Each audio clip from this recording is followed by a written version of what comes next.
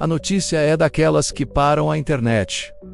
Um pastor afirma ter ficado clinicamente morto por mais de 100 minutos e, nesse tempo, teve uma experiência inacreditável do outro lado. Segundo o relato, ele sofreu uma parada cardíaca prolongada. Foi considerado um caso perdido e, quando finalmente voltou, trouxe uma narrativa detalhada do céu, com direito a encontros espirituais e uma mensagem divina para a humanidade. Para o pastor, não foi um sonho. Ele descreve cenários de luz intensa, uma paz que nunca sentiu na vida, a presença de figuras celestiais e até mesmo um diálogo com anjos que lhe explicaram que ainda não era sua hora de partir. Ele diz que viu a própria família chorando ao lado de seu corpo, assistiu de fora à luta dos médicos e recebeu a missão de voltar para testemunhar que a vida continua após a morte. Para sua comunidade, a história se tornou a prova viva de um milagre. Agora vamos imaginar essa mesma história sendo contada em um debate, talvez num programa de filosofia ou ciência. De um lado, alguém convencido, usando o caso como evidência, ele ficou 105 minutos sem sinais vitais. Os médicos não tinham explicação. E mesmo assim ele voltou com detalhes do paraíso. Como isso poderia ser apenas algo da cabeça dele? Para essa pessoa, a vivacidade do relato e a transformação que ele causou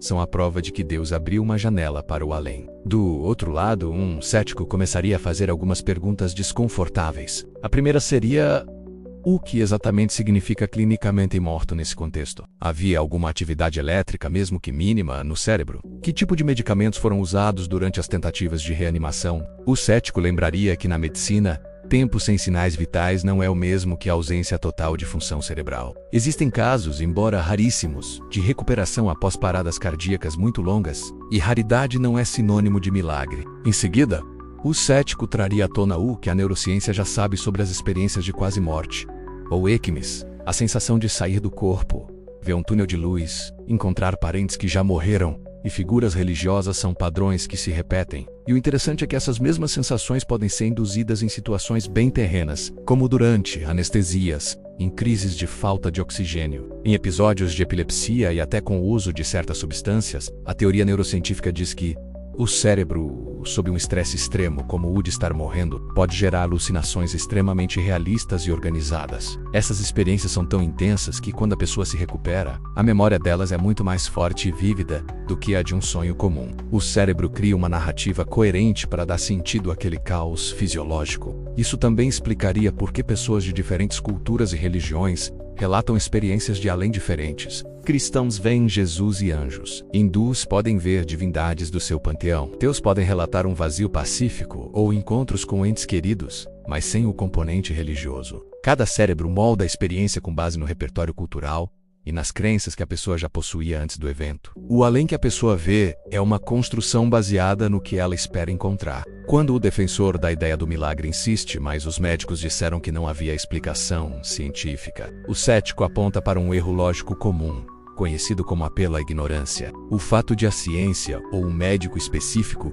não saber explicar exatamente por que aquele paciente sobreviveu não prova automaticamente uma causa sobrenatural. Isso apenas revela os limites do nosso conhecimento atual. A ciência está sempre avançando. Se a gente preenchesse cada lacuna do nosso saber com a resposta "foi Deus", a gente pararia de investigar. A curiosidade que nos fez descobrir a penicilina ou mapear o genoma humano morreria. No final das contas, a história do pastor continua sendo extremamente poderosa no nível humano. Ela oferece um consolo imenso para o medo da morte, dá um sentido profundo para o sofrimento e fortalece a fé de toda uma comunidade. E isso é muito valioso. Ninguém pode tirar o significado pessoal que essa experiência teve para ele e para as pessoas ao seu redor. Mas, do ponto de vista cético, para transformar essa experiência pessoal em uma prova objetiva e universal da vida após a morte, faltaria algo crucial: dados independentes e verificáveis. Por exemplo, se durante a experiência fora do corpo o pastor tivesse visto um objeto específico que estava escondido em outra sala, algo que ele não poderia saber de jeito nenhum e depois pudesse descrevê-lo com precisão,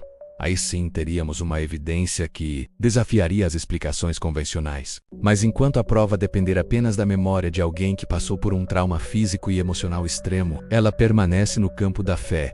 E aí a pergunta final fica para cada um de nós que ouve essa história. Esses relatos são janelas reais para o que nos espera do outro lado? Ou são retratos fascinantes e impressionantes do que o nosso próprio cérebro é capaz de criar quando está na fronteira mais tênue que existe? A fronteira entre a vida e a morte? A resposta talvez diga mais sobre como nós escolhemos ver o mundo do que sobre o universo em si. Obrigado por por assistir. Se você gostou dessa reflexão, deixe seu like, se inscreva no canal e compartilhe com alguém que também adora pensar sobre os grandes mistérios da vida. Até a próxima!